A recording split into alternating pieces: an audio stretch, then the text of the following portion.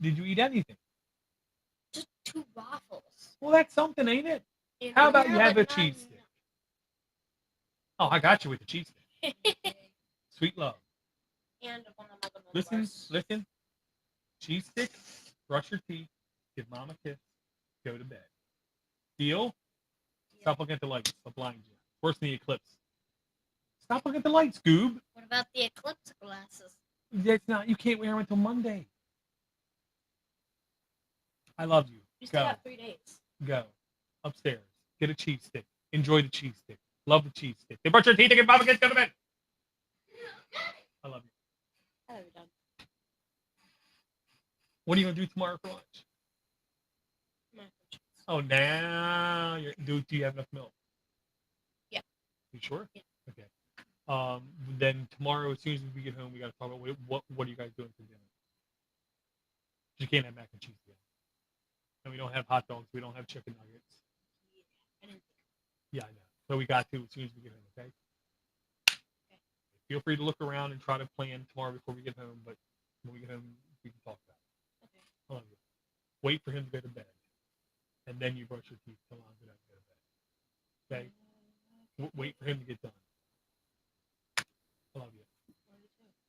See you tomorrow, buddy. Oh, dear God, Mark. I'm really happy I don't have a drinking problem, Mark, is all I'm saying. Okay. Try this one more time, Mark. Yes, I do. Tuesday, Wednesday, Thursday, Friday, Saturday. Because I do the Distro Watch podcast. I have people now saying that they want me to do a like monthly maker group thing where we all like get in some kind of video chat thing and we either do a maker project right there or we do it and then we talk about, discuss pitfalls and successes and what we learned kind of thing. So I'm heavily considering taking Lex for the rest of us, Mini PC, and the makers and make them every other week. Just so I have more time. Because, I ain't got a damn time. But I digress. Because this show, I said to one, but I said, there's no way I can do this every other week.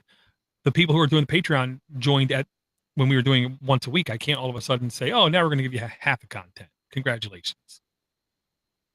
I'm not, I can't do that. I digress. Okay.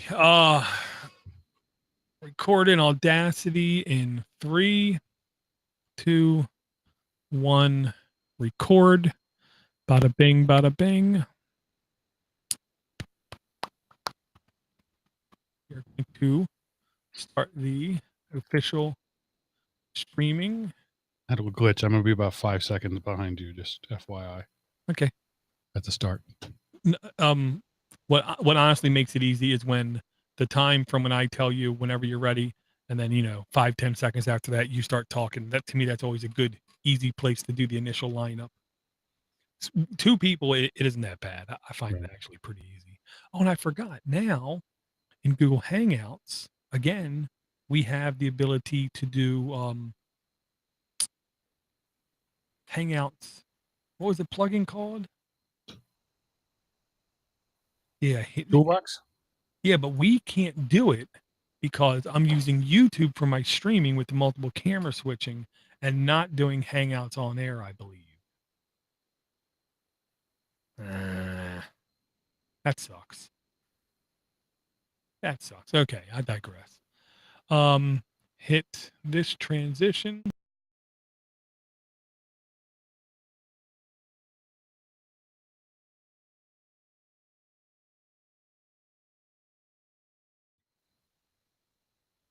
Hey, everybody. Welcome back to Android App Addicts episode 477. I am your wayward host, the prodigal host, Mark, sometimes known as the Sultan of the Soapbox, Cockrell. And this is the show where we talk about Android apps, Android hardware, mini PCs a lot here lately, and just, whatever else, local city government, who knows? And of course, the guy that you're really here to see, the grand poobah of the Podnutz network, DoorToDoorGeek, Mr. Steve McLaughlin. Hey, D. Wow. Hey, Door. How you doing? I'm definitely a poo something. I'm a little crazy. I'm now in a state of limbo, constantly waiting to hear from an insurance company, which I don't know if you know yet. So let me see if I can get a little shock value out of you. Um, Oh, yeah, I'm showing Mark my car. This happened Tuesday on the way home from work on the Key Bridge, which a big bridge is not a place to have an accident, especially a bridge with no shoulders. you shut down the whole thing, didn't you? No, as soon as I went over the hump, I saw a little bit of smoke. I saw people stopping. I stopped in my mind correctly with like a car length in front of me. Saw the Chevy Silverado 1500 barreling down, knew he wasn't going to be able to stop. Let go of my brake before he hit me, loosened up. He nailed me. I also told the wife, relax, don't stiffen up, don't stiffen up. And as soon as he hit, it turned, made sure the wife was conscious, okay, talking, okay, nothing severely bad. Okay, now just hit the gas and get the hell off the bridge as fast as I possibly can. I don't want to be involved in a 20-car pileup. Yeah, so I'm pretty sure the car's totaled because if you look at that picture I'm showing down at the very bottom, everyone keeps telling me that piece of metal you're looking at, like shooting out of the bumper, is actually the frame. Yep. And I'll say this. I had somebody try to say, oh, yeah, piece of crap, little mini car. That's why I'd never have a little mini car like that. Piece of crap. Look at it. Look at it. My logic is didn't it do what it was supposed to do, which was have it absorb as much as the impact versus my body? Yeah, from the looks of the accident, it looks like it pretty well stopped right there at the rear eighth of the car, and that's that's what it's supposed to do. It crumpled.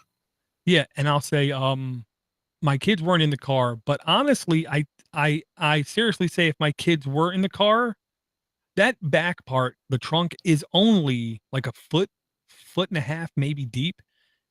If my kids were in that back seat, sure, they would have been like bumped. They would have been like, had some momentum, but the seats themselves are perfectly intact, perfectly fine.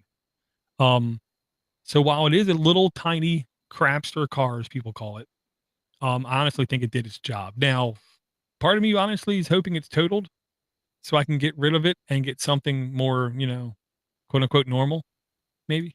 I don't know. But speaking of headaches, because that was the first thing you said, I asked you how you were doing while my video goes absolutely cuckoo bonkers. I forgot. You said you had a headache, and I will tell you, yes, I indeed also had a headache. But thankfully it's, completely gone better.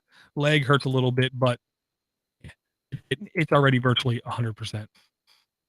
Well, I'm glad you're okay. It's just when you live in a metropolitan area, it's not if, it's when. Oh, no, it's not when. This is the third time in 5 years I've been rear-ended like this on the way to or from work. Yeah, I'm at 2. My wife has had 1. So we're between the two of us, we're matching your numbers. Yeah, see, and it's 1. What do I have to do to make automated cars a reality? I'll take a cut and pay as an American if our government would pay more money to get automated cars as a reality because I'm tired of getting rear-ended. 2, I literally said to the wife, I'm not opposed now to moving any place and finding a job where I work remotely 100% of the time. I don't care. I really don't care. I'm really tired of getting my car slammed at no fault of my own. Yeah, I at least 5 times a week, I look back in my rearview mirror and say, please don't hit me. Please don't hit me. Please don't hit me. Yeah, not good. So, except for, well, and the worst part about it is my Pine book, my $120 Pine book went boom because it was in the trunk in my backpack. So it doesn't work. I had a couple of people tell me, well, you can tell the insurance company it was a ultra book. No, I really can't. It's a Pine book. It's $100 laptop. Well, you paid $100 for it. You can't buy them for $100 now. You got it as a Kickstarter, right? No, you can still just go to the website, get them the same price. I was trying to help out. I know. And here's the thing. More than a couple of people said, how do you feel? Wait, don't answer. Go see a lawyer. Go see a lawyer. Go see a doctor. I told them, look, I'll rather earn my money or hit the lotto kind of thing. Me getting hit by a car, that's not the lotto. Two, even if I am extremely money hungry, I still don't see myself doing it. And even if my mindset changes, oh, well, on this pace in another year and a half, 2 years, I'll be able to do it all over again. Mm-hmm. So, I, part of me would rather be poor for the rest of my life than feel like I took advantage of a system or even be in pain for a while. I do not want to take advantage of a system. If I'm not hurt, which I'm not hurt, I'm not going to go raise everyone's medical price by a penny here because I'm doing something unnecessarily.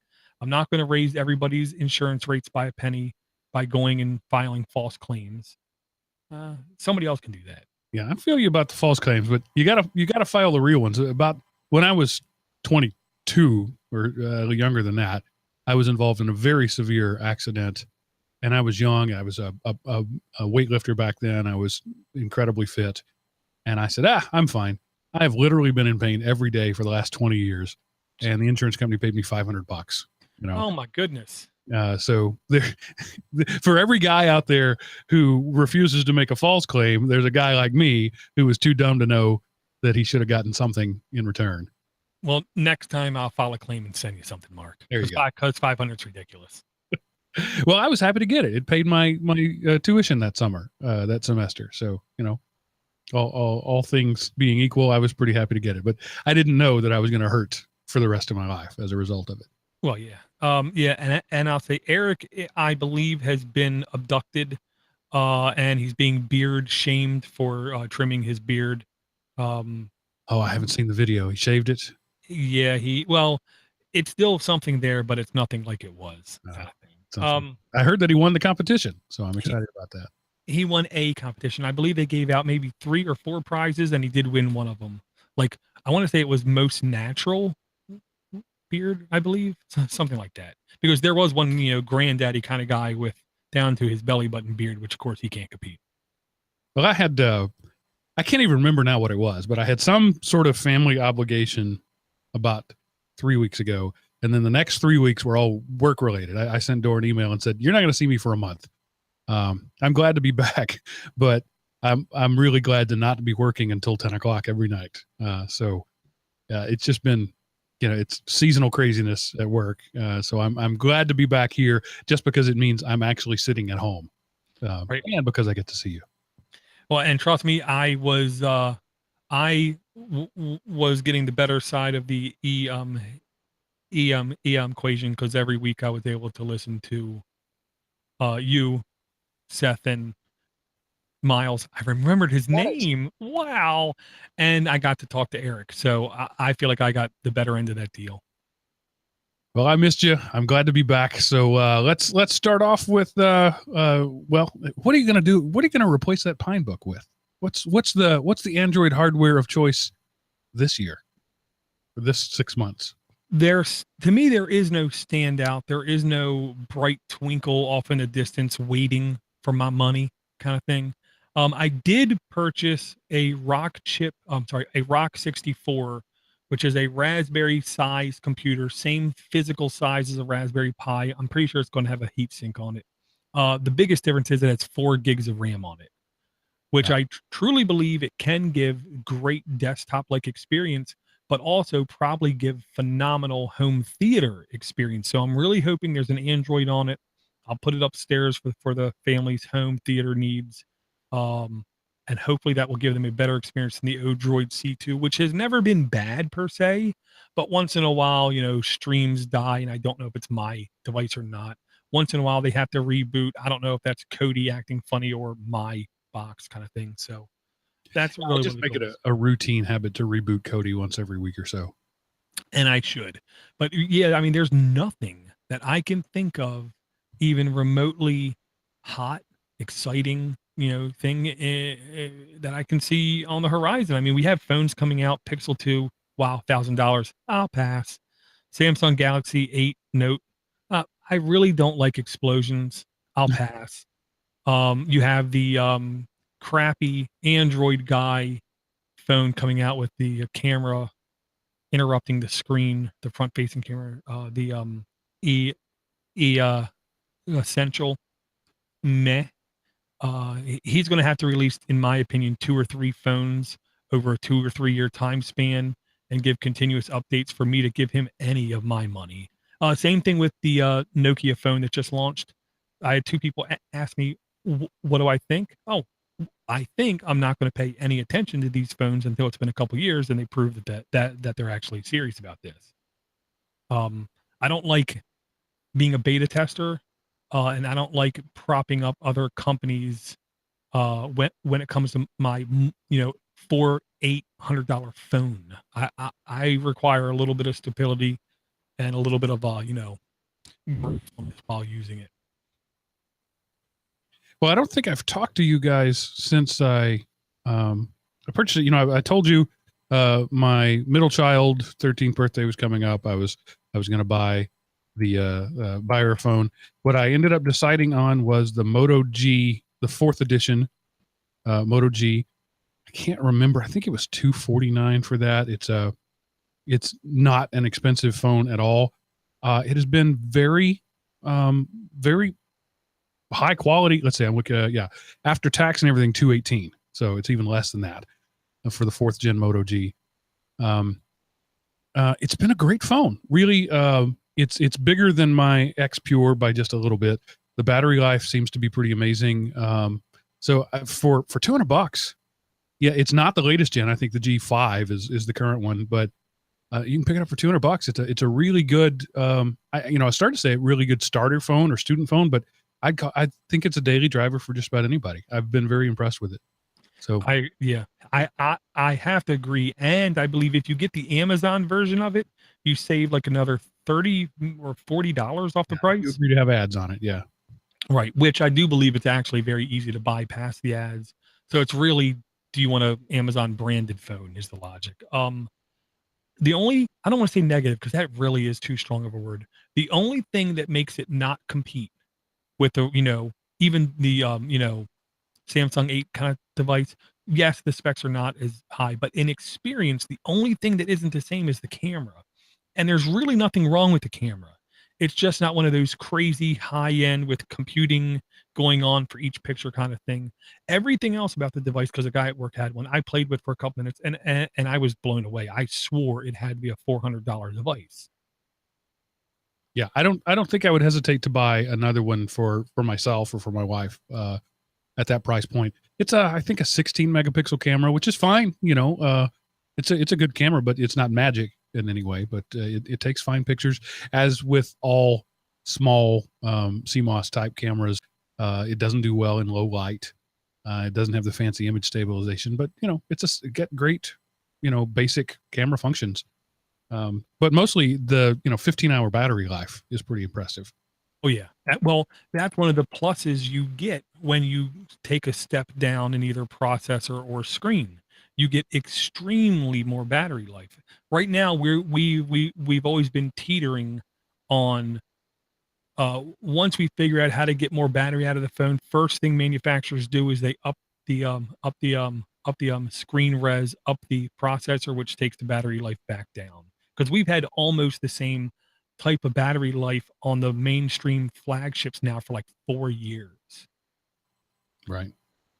Yeah. The first thing I gotta talk about, Mark, is actually a app I talked about last week. And put the link here in the chat, which you could also hang out in if you to Podnutz.com, click on live on Thursday nights, you can see it. An app I bought, and then I had one of my security-minded friends, Zoke, one of the more nicer guys and straight shooting kind of guys I talk to, heard about the app on the podcast, and as soon as he heard me talk about it, he immediately started voxering me. What the hell is wrong with you, Dor? Okay, I didn't realize it, and he caught it, and he let me know. This Pupillary Distance PD meter by Tech Positive, $2.99 buy.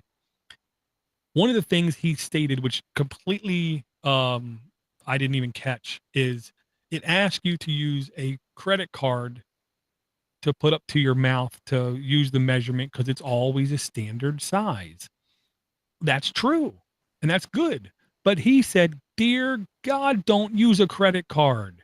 because this would be the perfect tool for them to put out a tool and say, here, take a selfie, get your pupillary distance, and they could take the pictures, feed them back up to their servers, and pull the credit card numbers off and sell them on the black market.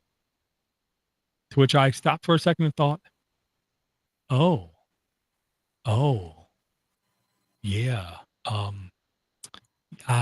Yeah, I think you're right, Zook. And he said, look, you have other cards. He said, like a Blockbuster card or whatever. Insurance card, anything like that. Yeah. Yes, as long as it's the same size, feel free to use that. But he said, under no circumstance should anybody use an actual credit card or take a credit card, cut a piece of paper or cardboard the same size and use that. Whatever you do, do not use a credit card. And I can't agree with him more. So good call, Zook. Thank you for not making fun of me publicly, but instead letting me know privately that I was an idiot. And in a very kind fashion, too.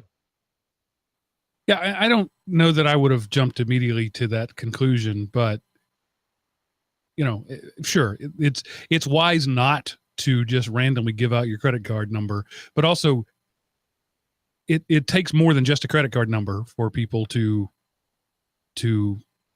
do damage to your account. You've got to have it's the there's other stuff that you have to have, the expiration date, the number on the back. Now, one of the pictures here, they're actually using the back of it, so it does have all of that information on it.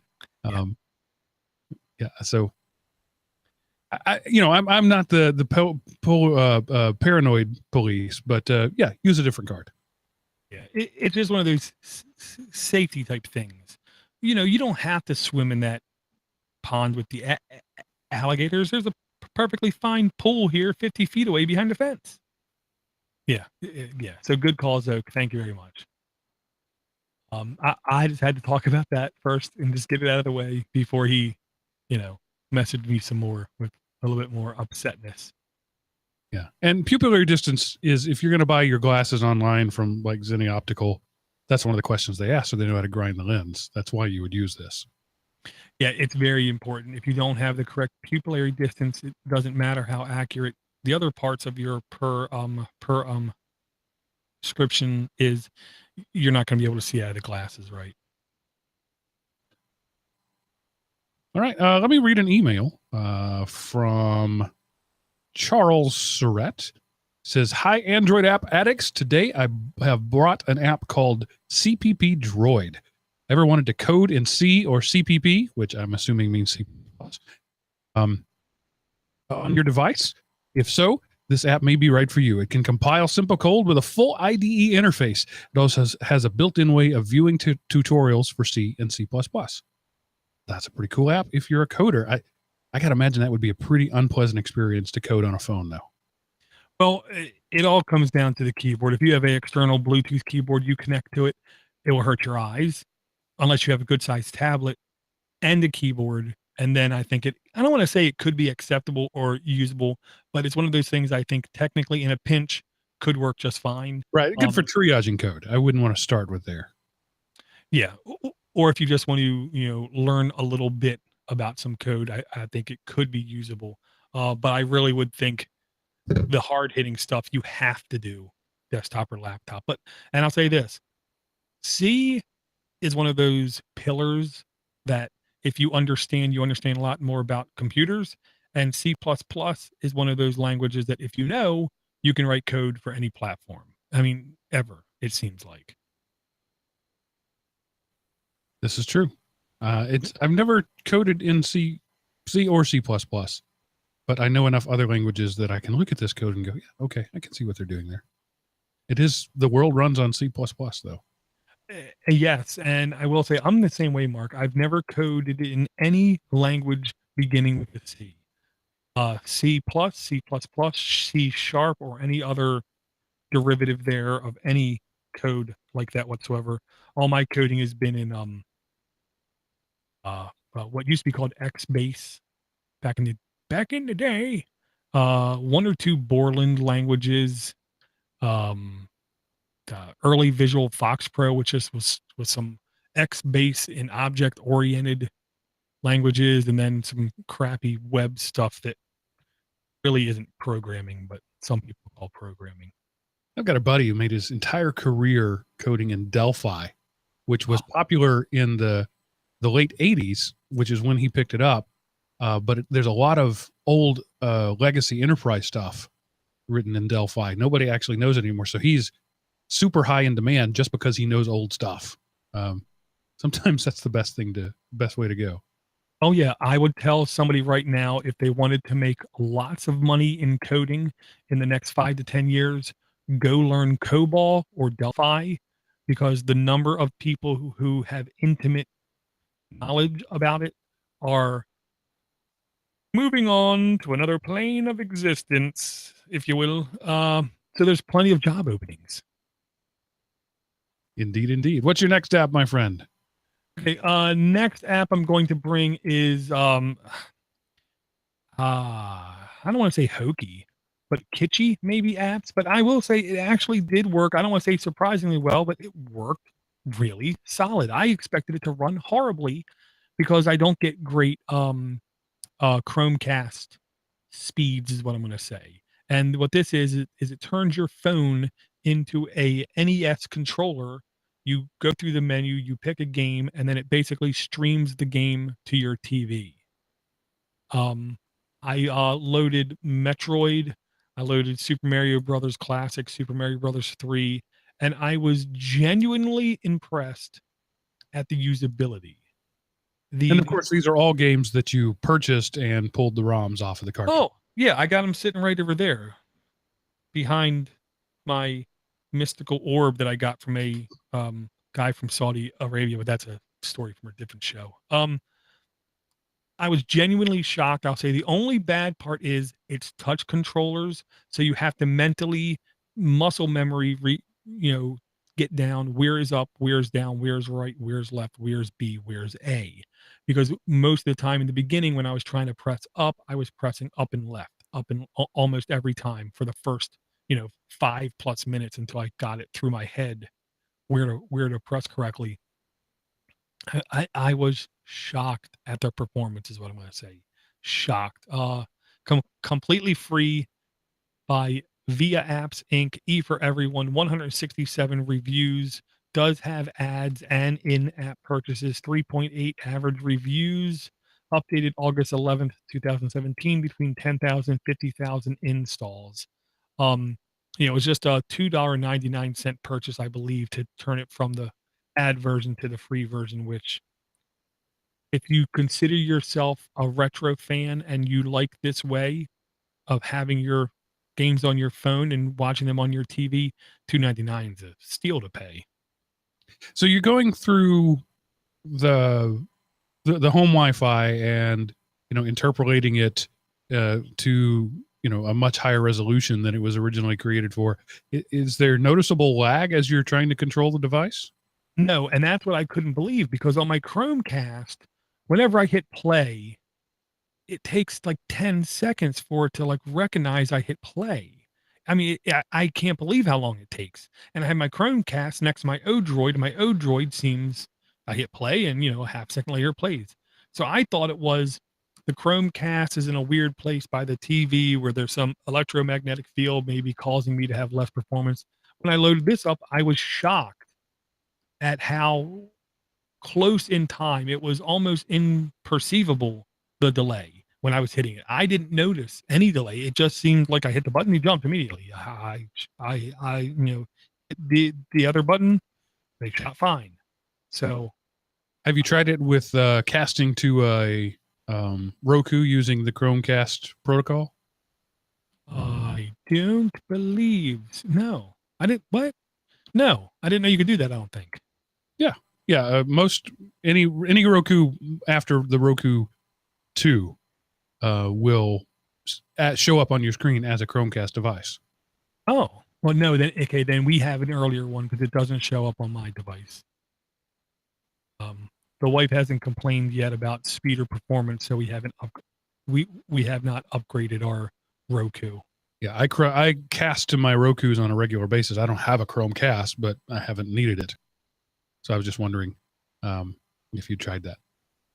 Yeah, I have to believe the hardware inside the Roku is technically superior to the hardware in the Chromecast. The protocol is supposed to be opened, so I'd say there's no reason why the Roku shouldn't give just as good or better performance, in my belief.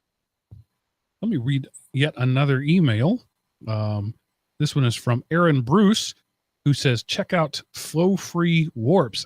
And Aaron, I know you're trying to be a friend here, but you're not doing me any favors introducing me to another flow.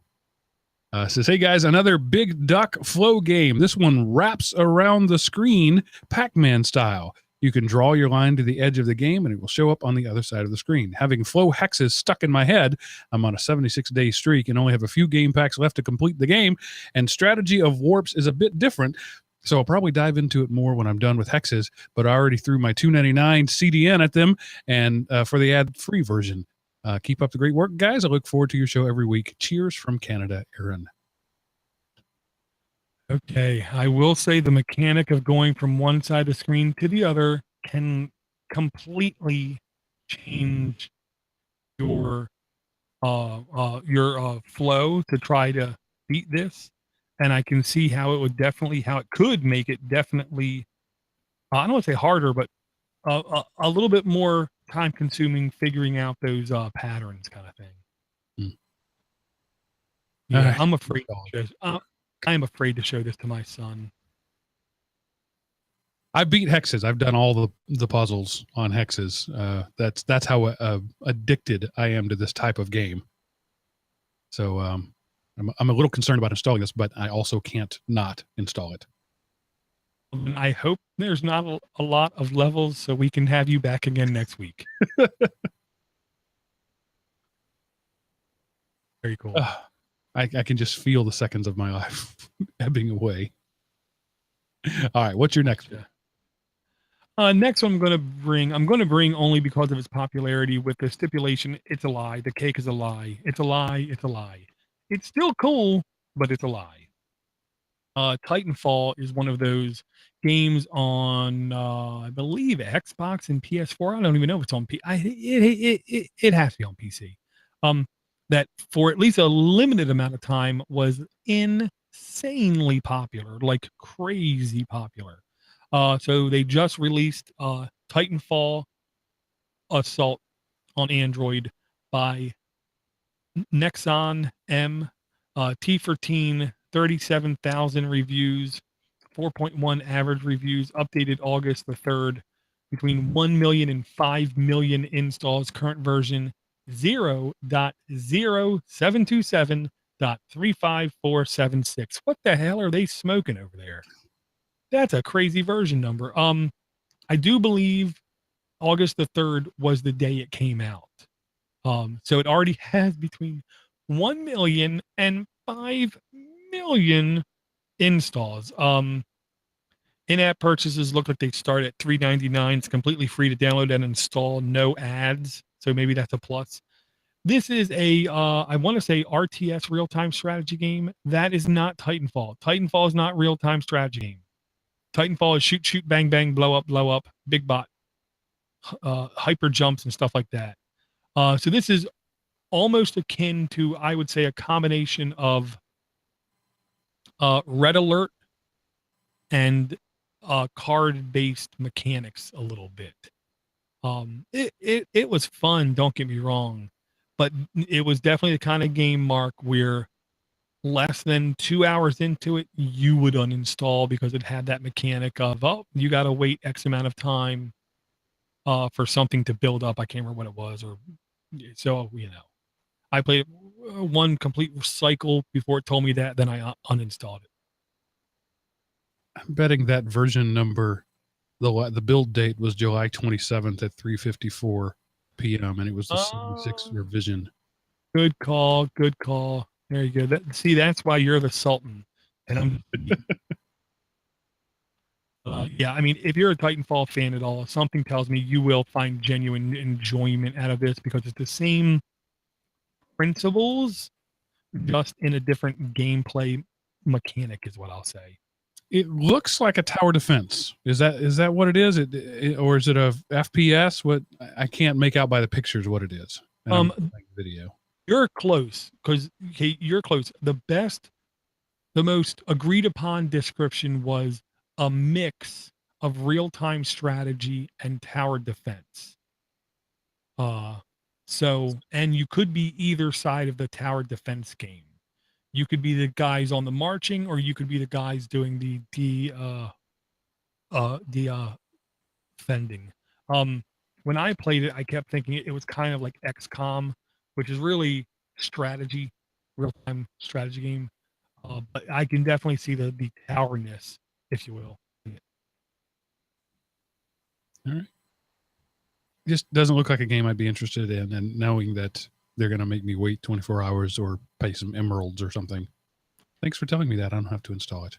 Well, it's now you know, and no one's half the battle. Many things are half the battle. Losing is half the battle. Let us focus on what is all the battle. Exactly. And that is apps and emails. I have one more email to read to you. Once again, from our friend Charles. He says, he says, I recently got a Moto E4 and I'm loving it. I would love to get your thoughts on it. Well, to the Moto E4, yeah. But the Moto G4 I liked a lot. Yeah, I'll say this is one of the most, I don't want to say negative things, but one of the most confusing things about Motorola. They're putting out too many damn devices this year. They've literally kind of went crazy. I want to say they're like up to like maybe 14 phones this year. It's literally insane. And their version names aren't different enough as far as I'm concerned. So it's going to be really confusing. I'll say, looking at the specs on Boost Mobile, 5-inch touchscreen because it's a Boost phone, 8 megapixel rear facing camera, 5 megapixel front facing. Those are low. 16 gig ROM, 2 gigs of RAM. I don't see that being a fun experience. 1.4 quad core processor, Snapdragon 427. So essentially that's over 4 generations old because now we're up to the 800s. Android 7.1. I guess that's cool, right? Yeah, the Moto E is their entry level phone, usually under 175, sometimes under 150. Well, I can tell you right now from Boost, you can get it for $59. Yeah. So I'll say for the price, it sounds perfectly fine. And you should get stellar battery life with those relatively modest specs. Yeah, 2800 milliamp battery, which is fair size with those specs, because the screen, I'm guessing, is not a anything like a quad HD screen. All it says is HD screen. Yeah, you should be able to go throughout the day, use this phone a fair amount, and still have battery at the end. Yeah, Moto E4 unlocked, no contract, 16 gigs of RAM is $129.99. Honestly, I'd pay the extra $60 or $70 to upgrade to the G. But if you just want a phone for a phone, you can't go wrong with this one. Yeah, the only thing that I would find aggravating, to be honest, is the 16 gig of internal space. Even me, I'm not a big picture taker or anything, but I'm sure even I, after a couple of weeks, would start getting the message low on disk space kind of thing. And while Android 7 is better, it still doesn't handle SD cards as well as you'd like. Are we ever going to have an Android device properly handle SD cards, Mark? Because I can tell you, I don't think it's going to happen. You should just put it in and it expands the amount of space you have available. That's how it should work. Yes, a symlink. Yeah, something we've had in the Linux and the Unix world for 20 plus years that just works. And it uses Nix type file system hierarchy and partitioning. So there's no reason why they can't do it. Except for maybe Google thinks it's evil or sexist to do such. Maybe. There it is. Sorry, couldn't help it. Dude, we'd get there eventually.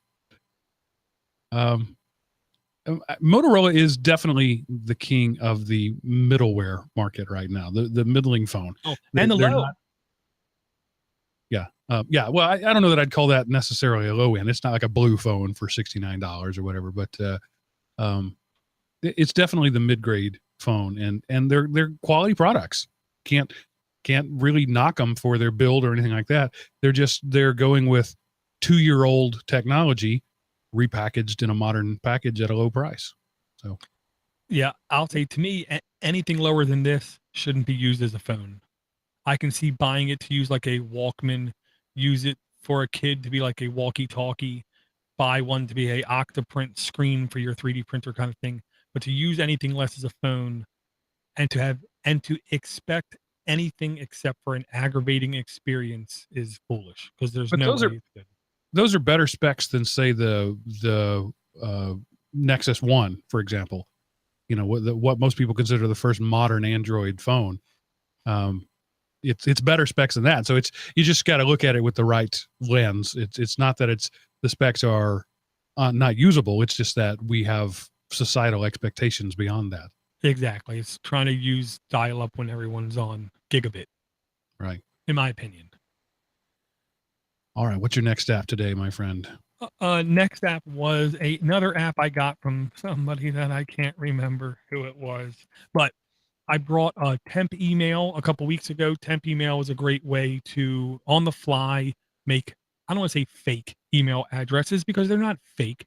They're just temporary, and they're used typically for single purposes. So they're disposable email addresses. I had actually 2 people, I believe, tell me this one was actually much, much better. It's called Spam Box, a anonymous temp email by Bullet Cluster. 9 reviews, E for everyone's. Looks like there's no ads or no ads, no in-app purchases, completely free to use. 4.8 reviews, only 9 reviews again.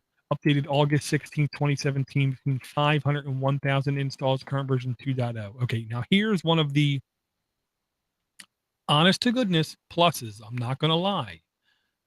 When you use a temporary email with the purposeful intention of bypassing somebody else's system, so you don't have to give them a real email address, you want to use a system or a service that is less popular. The most popular services, if it's a good system, will block you from using that email. Like, you remember back in the day, Mark, Gorilla Mail? Mm-hmm. Yeah, that was the go-to forever. And then when too many people started to use it, sites started to say, okay, we're not going to accept an email through that service, kind of thing. So then you had to find different ones. And it seems like the less popular one is, the better off you'll be. This only has 9 reviews. This only has between 500 and 1,000 installs. You should be perfectly fine using this one for a long while, is what I'm going to say. And just to be clear, this isn't about bypassing anything. This will deliver the mail to you. This is just so that you can get that click here to prove I'm a real person, just to complete that authentication loop. And so I don't think this is wrong or immoral in any way. This is just like in my own website, for example, elementop.com, you have to click a link in an email to complete the sign up process, because I just want to verify you're a person. So I think this is a fine thing to go. You don't care about that. You're never going to use it again. Yeah, great. Make it happen. If you're signing up, with a fake email address so that you can scam somebody, that's a different thing. But it looks to me like the intent of this is just to get past that email confirmation loop and nothing more. Yeah, I agree. And I will say, I despise the days that over half the time I check my inbox because of a notification, it's bacon email. It's email I did not explicitly sign up for, but I am a part of that service. And I spend too many of my hours going through the email, scrolling down to the bottom, knowing it's the service that I'm have an account with. Click that unsubscribe link, and then having the audacity to tell me it could take between 5 and 10 days for us to take you off our list. Yeah, not cool. And even now when I go places and they say, oh, okay, for like my insurance thing, okay, this, and can we have an email address? No, you can't. What do you mean we can't?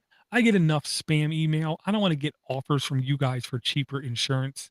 I'm perfectly fine with the insurance I have. Just call me. You know. And, Yeah, that's my response is they say, do you have an email? I say, not that I want to give to you. right. Well, and it turns out they don't need it, because you could just go to the Geico, because that's who hit me, Geico claims thing, put in my birthday and put in my phone number I gave them, and I can log into their interface, upload pictures, send messages and everything else. So I don't even need to give them my email. And I'm just to the point now where I'm literally tempted to make an email address up. I hate giving you my email address .gmail.com or something like that. Just so maybe they'll get the message, but they won't. Do you ever check your spam mail? Oh yeah. Yeah. I don't ever. I'm so OCD about that, Mark. I can't stop. And I'll say once every year to 3 years, there is a truly genuine email in there from somebody I've already had contact with multiple times in the same email address, and for some reason or another, it goes to spam, and I don't know why. Well, because it's too simple of an email that's been sent with just like 2 words and a hyperlink. And I can't believe I just said hyperlink. I'm not old, Mark. It just occurred to me, I for a time, one of my jobs was mail administrator. And I was like programming the Bayesian filter and all that. And I'd spent hours a day, 6, 8, 10 hours a day, trolling through spam to pull out the ham. But now that I'm just a regular guy with a Gmail account, I never check it. Even if somebody says, I sent you something and, did you get it? I don't even check it. I just say, send it again.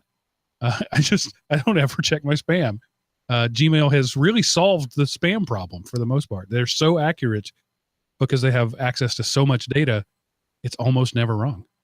Yeah. And I have seen the beauty, the reason why they're so good at it is because there's so many people signed up to their service. So it's, they get the big numbers. So if they see the same email from the same address with the same subject line and the same body, or even slightly different variances, hit 20,000 email inboxes in a 2-minute time frame, oh, it's spam. Because I've been sitting in my inbox and I've seen email in my browser disappear. And then I looked at the spam folder and it's now there. They basically let it deliver to my inbox, and that quickly proactively figured it out and silently moved it to my spam box with me doing nothing. And Right. I mean, and I'm not even paying for the service. Well, with money. Right. The spam problem is not what it used to be. Kids today will never know what the real fight against spam was like. Yeah, I remember, Mark.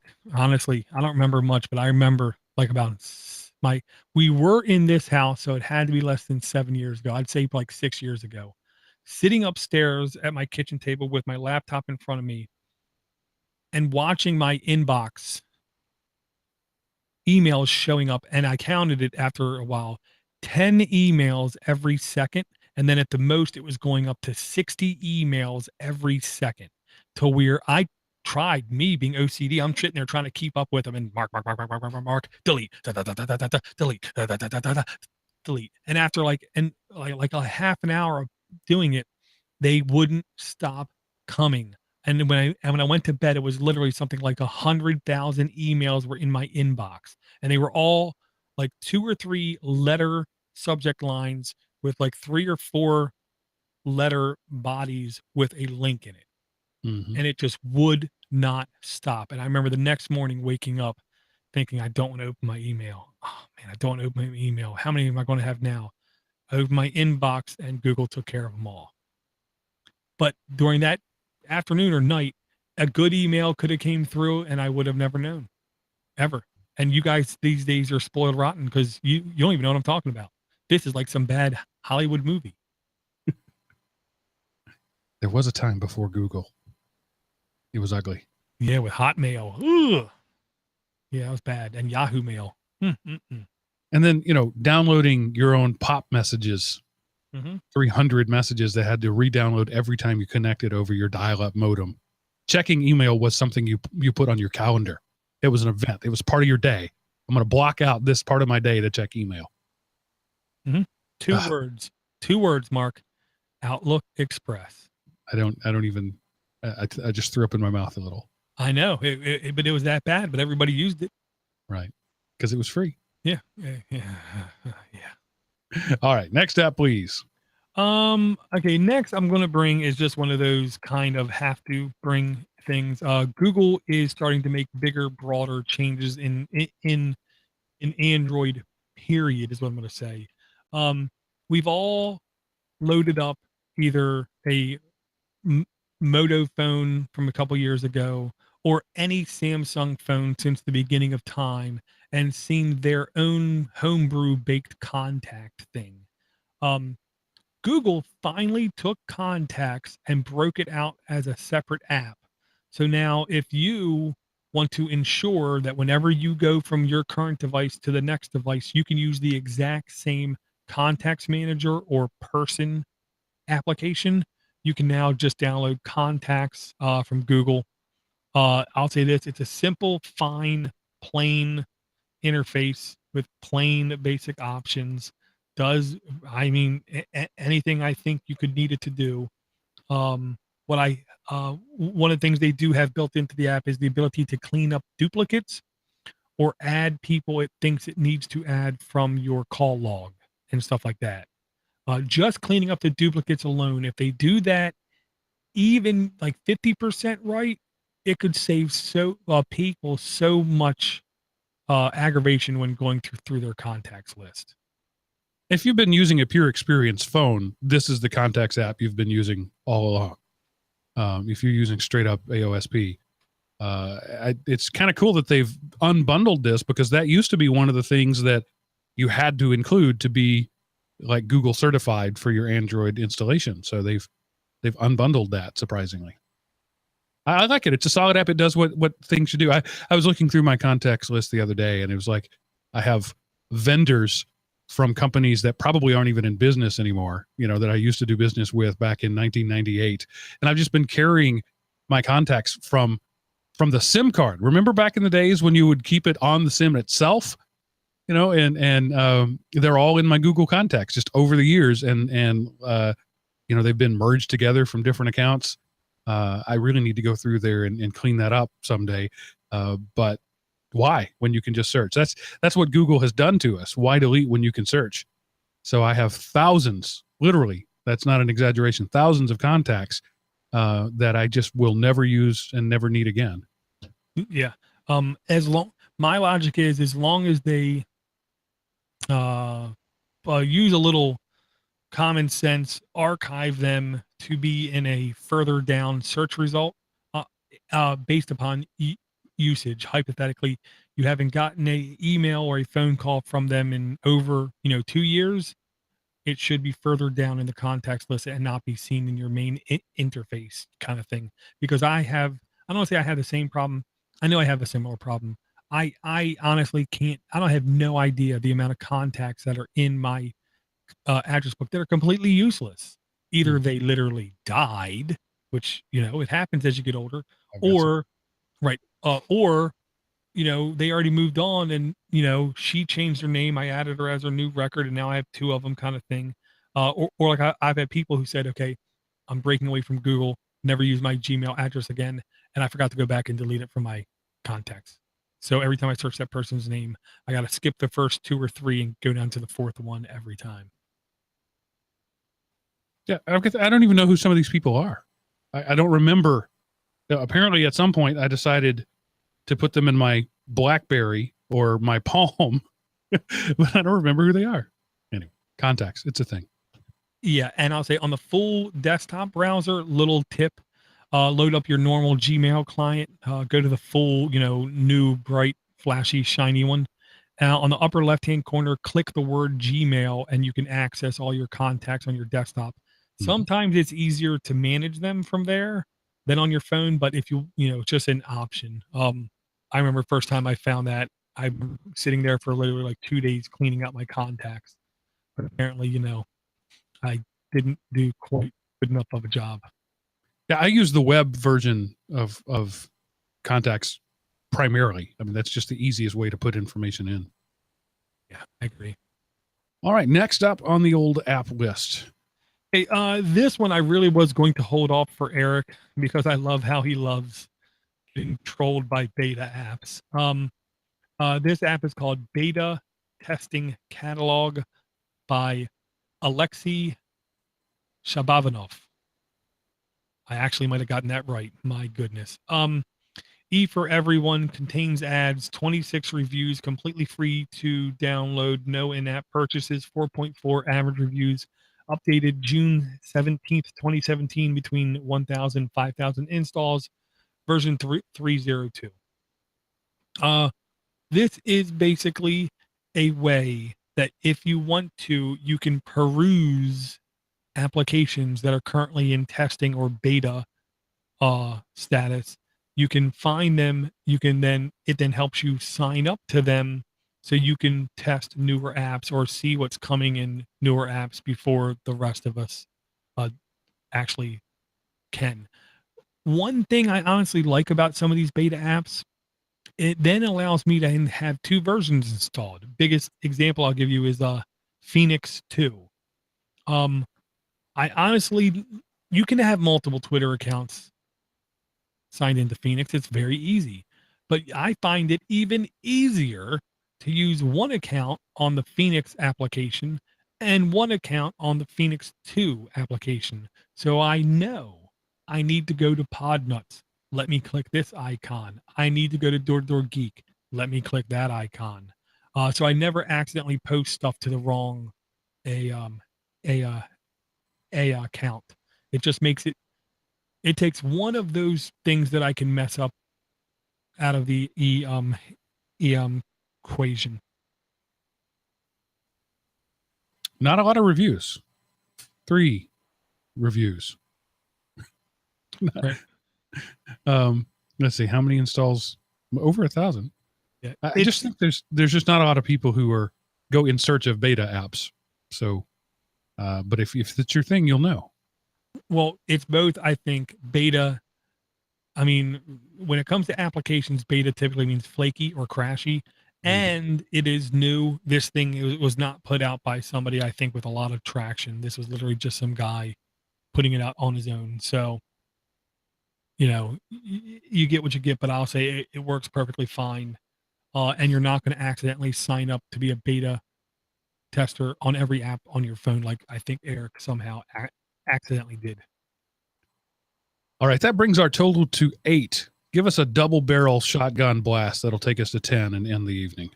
Okay, first one I'm going to bring, even though it has a horrible title, that's because it has the word Vista in it. And we are scorned and burnt and scarred for the rest of our lives with the word Vista. But it's called Vista Golf by Shallot Games LLC. E for Everyone does contain ads, 466 reviews, 4.3 average reviews, updated August 17th, 2017, between 50,000, 100,000 installs. Current version 1.2.1. It's still a pretty new game. No video in the store. It's a Monument Valley-esque stylized mini golf game. And the mini golf is definitely much more normal physics and not Monument Valley. I just wanted to bring the artistic image of Monument Valley kind of thing into here. Very easy controls. One of the things I liked about the controls, I'm 99% sure now that I say it out loud, you don't have to click on the ball and drag to aim. You click anywhere on the screen and aim. So you can see the ball and, see the arrow much easier, in my opinion. Just basically a pool game, but with a golf ball. Yes. Pool with a deformed, malformed table. Yes. Same thing. And, I'll dare I say simple, fun, nothing, crazy, excited, but simple fun. The last one I'm going to bring is the kind of thing that if you know me, you knew it was coming sooner or later. And this is one of the applications I personally don't really use yet. That was much harder to say than it needed to be. This is the Nintendo Switch online app. The real reason to use this app right now is to do voice chat with Splatoon 2. Here's an example of nobody's perfect. To force an end user to play a game on your console, but have the voice chat on a separate piece of hardware, and not allowing said end user to even turn the screen off on his phone or switch to another application while using the chat, is a complete horrible fail. I mean, this is maybe one of the biggest fails I've ever seen by what I consider to be a really successful company. Now, the devil's advocate is, well, it's a soft launch and it's only one game in, and they're gonna fix it over time. Okay, sure, yeah, okay, whatever. But to launch it like this is really bad. I would literally say, if you only require voice chatting, there's better solutions. Discord is much better. Mumble is much better. Hell, Skype or Hangouts is much better. So, you don't get the genuine interactions with the game that you can do with this game, but I'm pretty sure I wouldn't be doing any voice chatting if I had Splatoon 2, because you literally can either listen to the game or the voice chat. I think it's difficult to listen to both. And then when I'm playing a game, I thought I would like to hear the game. Yeah. So do you find friends using your Nintendo ID? Is that the value of this? You have a friend code that you can give people, or there's game codes to enter certain game instances.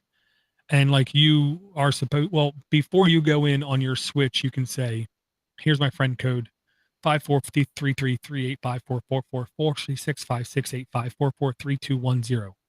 Well, do you want to connect? Yes. Oh, you just connected with DoorToDoorGeek, kind of thing. And then in the app, it's very easy to see DoorToDoorGeek is playing a game right now. Here's the game mode he's playing, kind of thing. And it should make it easier to find me while I'm playing. Yes.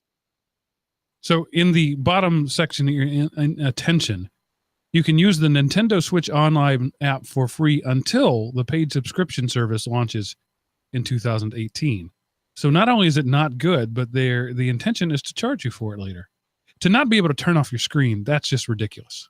Just utterly ridiculous. That's just poor programming, I guess, is what I'll say, or lack of effort in programming.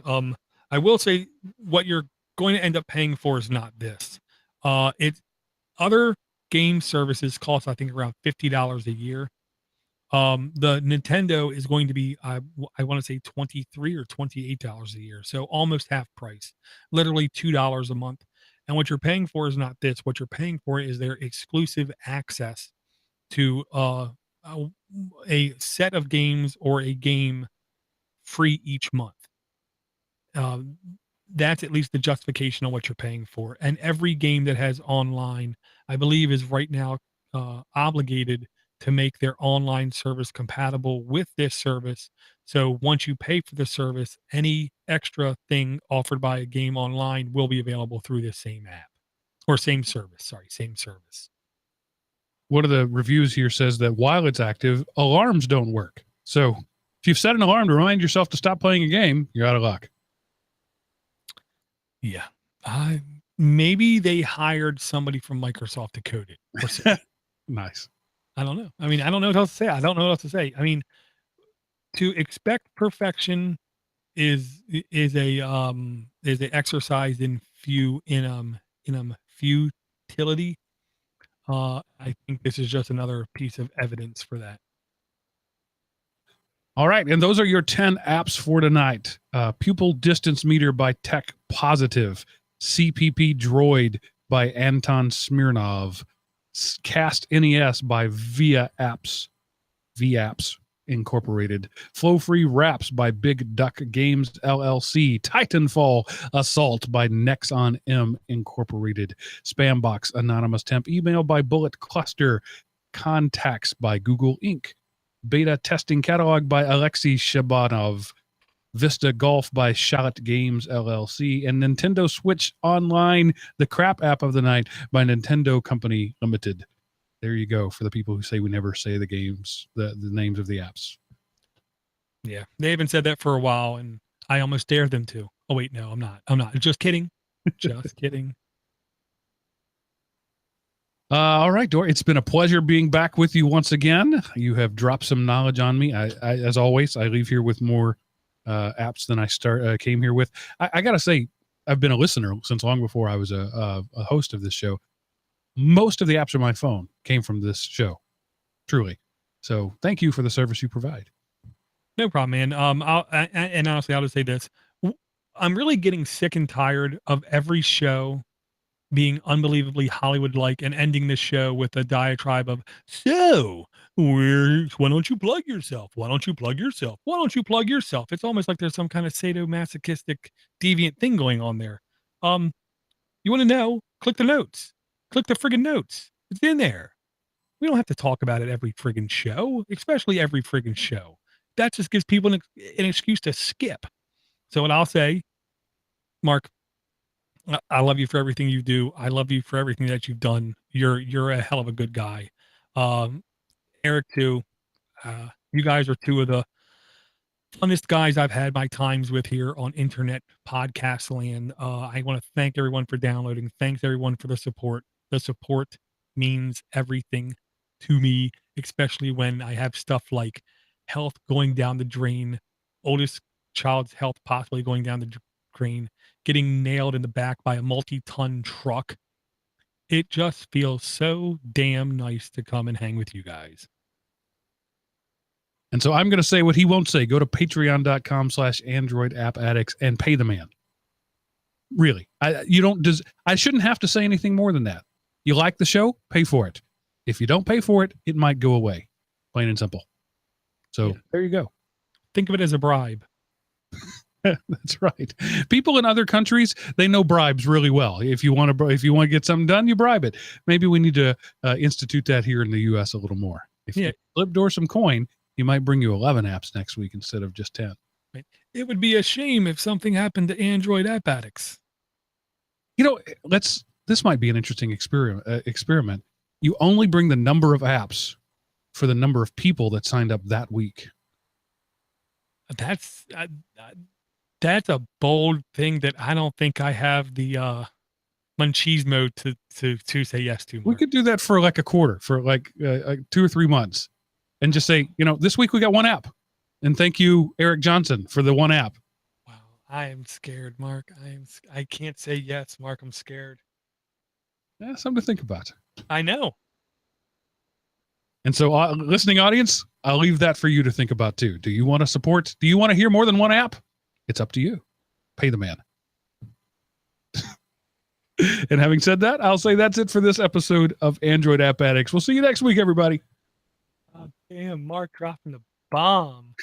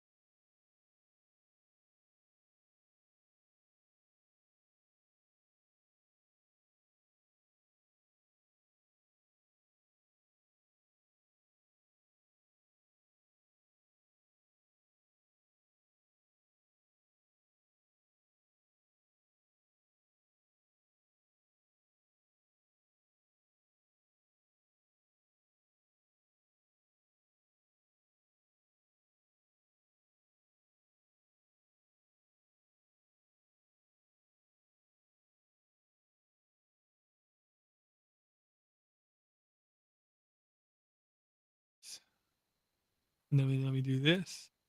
Let me do that. Let me turn these off.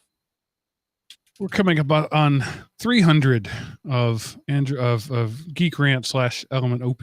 Everyday Linux. Wow, man. Time goes fast. Does indeed. I don't know if we're going to commemorate that in any way, but I don't know. All I'll say is Miles has been a very good addition, partially because he doesn't always agree with you guys. yes. You know what I mean? He definitely has his own ideas, ideals, and beliefs kind of thing. I think the best people to surround yourself are smart people who disagree with you. Yes, exactly.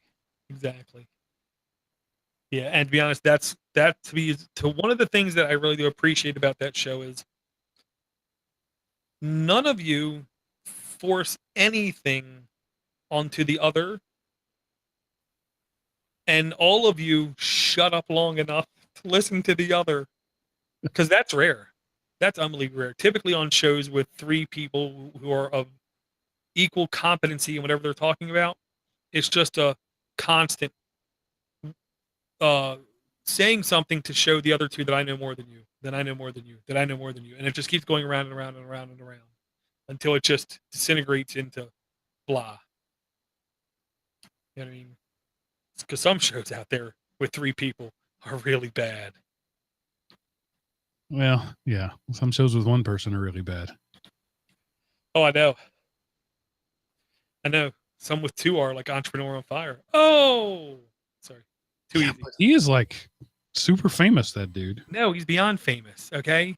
On the documentary, at the end, they say thank you to places like this, like the city of Orlando, Boston City College, stuff like that. Then they say, and I can't remember the word they use. It's something like the Dumas compound in Puerto Rico, or no, Costa Rica. And at one point in time, they're in his backyard, and it's all on purpose, and it's all to make him just feel more confident about himself, because I would do the same thing. It's him and his wife, who looks almost fake because she looks like she's hand-picked kind of thing. You know what I mean? In his backyard by a crazy pool, by crazy stone stuff behind him, and then a drone takes off, and all you see is hills and trees that I'm sure he owns all of it. He makes like $170,000 a month, Mark. Okay. $170,000 a month. And then they pan out to the ocean. It's like, I don't want to know how much property this guy owns. But here's the thing. Honestly, I love about him. He didn't come from Hollywood. He didn't come from sports. He didn't come from some other kind of successful public anything. He just started podcasting, and he picked up that sledgehammer at the very right time, swung at the very right time, hit, and at the very right time was talking about the right thing, and at the very right time marketed his stuff right, and at the very right time, picked a way to make money off of it. And he has been, I don't know if there's ever going to be something else like him in like years, because to make almost $200,000 a month for years. I don't know. I don't even know how to do that. I just don't comprehend it. Yeah. I was listening to him, back when he first got started. Like, I listened to episodes 1, 2, and 3. Yeah. And I had to stop listening. Yeah. I couldn't stand it. Same exact questions every week. Say something else. Are you ready to ignite? Oh, come on, man. But hey, shows just more proof. I don't know what the hell I'm talking about. Exactly. You weren't supposed to say exactly. Clearly.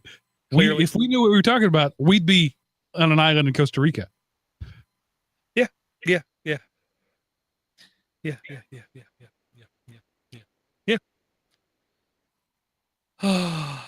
But I'm good enough. I'm smart enough. And doggone it, people like me. Yeah, I was having this conversation just the other day about podcasting in general, and people ask me advice all the time on how to podcast, and like I can tell you how to put together a quality podcast. I can't tell you how to make money at it because I don't know. Don't have a clue. I truly believe doctors make the worst patients. Thus, I'm not good at it, so I should be able to tell somebody good ways how to do it. like here's the perfect example. I don't have the time to do it. I mean, I could start doing it right now, but then I got to start doing the post-production of the podcast. There needs to be a page, podnutz.com, call to action, where I tell the diehards, this is where you need to go. If you really want to support my network, don't give me money. Don't give me a dime. Go to that page, read it, tell me what you think it says, and then follow through. And the call to action would be follow these things here, subscribe to this list here, and I will have scheduled emails going out asking you to share on your social media feeds and the like these things. And I would literally like plan out product releases of shirts, of hats, of mugs, of merch. And I would say, you know, the early people's club, once a week, I'll give away a custom shirt that nobody else can ever have in their life. Because that would be a great ploy, trick, bargaining tool to get people to do your work for you. But I don't got time to do it. I mean, it's a little crap like that. Call to action. It's easy. It's easy. And that's what, because you watch some of these YouTube hey, notification squad, you know, click subscribe, ring that bell, ding, hit me off first, be the first to comment, be the first to share kind of mentality. And yeah, for some that's reason, what it takes. I don't want to be successful. Well, that's the thing on YouTube. They're almost like flappers in the 20s. You know, they're so outlandish about it, where I can't be that outlandish about it, but I can put up a call to action page and have scheduled email services sending out these messages to tweet with, you know, the right hashtags and shit like that. Sorry, cussing. And if I really did, that's the first time I ever heard that word, Door. And I'm sorry. And if I really did crave, and that's the word I'm going to use because I think it's the most accurate word. If I really did crave insanely mass numbers, I'd be on Facebook every day. Right. I'll be on Facebook every day like a pimp's on the street. But I can't. You can. You just don't want to do the effort to do it. I don't want to help him become president or anything else. No. Ever. I know. I'm a grumpy old man. Hey, at least I admit it. But the fact that he puts his income out there, Dumas, I'm on his website right now. Oh yeah. That's just, you know, it's like he has Viagra in his veins. He's so confident. Well, I mean, if your message is how to get rich doing what you love, you need to illustrate that you're rich doing what you love, right? And that's the thing. But the reason he was successful, here's my logic. It was really three things. Podcasters saying, this guy's successful, let me listen to him. And then let me give him money so I can be successful. Budding entrepreneurs thinking, this guy's popular. VCs listen to him. If I'm on his show, I could have more VCs offer me more money and it gives me more publicity. So let me go on the show. And then you have VCs thinking, I'm going to try every angle I can to learn about things people don't know about. So I'm going to listen to this show. So he hit the trifecta. Mm-hmm. He had all three people. I mean, like if Podnutz could do that, you would have end users listening. You would have sponsors listening. And you would have enterprises listening. And I don't know how to pull that off with like the Podnutz show or Podnutz Daily. I don't see how you can have all three people wanting to listen. He figured it out. And even if you would have pitched me that show one day before he launched, I would have said, that sounds horrible. I don't want to hear people talking about infinity motion machines and, you know, make-believe stuff, because that's why, you know, a lot of entrepreneurs out there have these wild, off-the-cuff, crazy ideas. I'm going to make toilet paper that glows so you can always find it. You know what I mean? All kinds of stuff. I don't want to talk to them people. It's actually a good idea. So when you get up in the middle of the night, you can see it. Yeah. You need your soap to glow and your toilet paper to glow. And then here's even better. You turn around, look in the mirror, you can see if you forgot any.